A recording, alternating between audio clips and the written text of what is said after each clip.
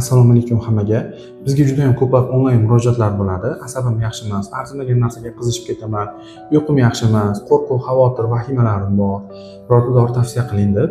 Bunaqa holatda oddiy biologik aktiv qo'shimchalar, ya'ni giyohlardan tayyorlangan preparatlar yaxshi samara bermaydi.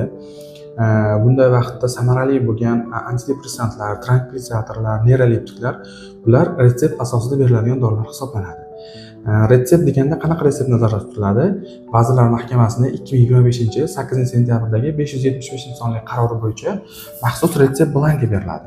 Bu retsept blankada muassasani pechati hamda ana shu dorini yozib berayotgan vrachning pechati bo'lishi kerak, albatta.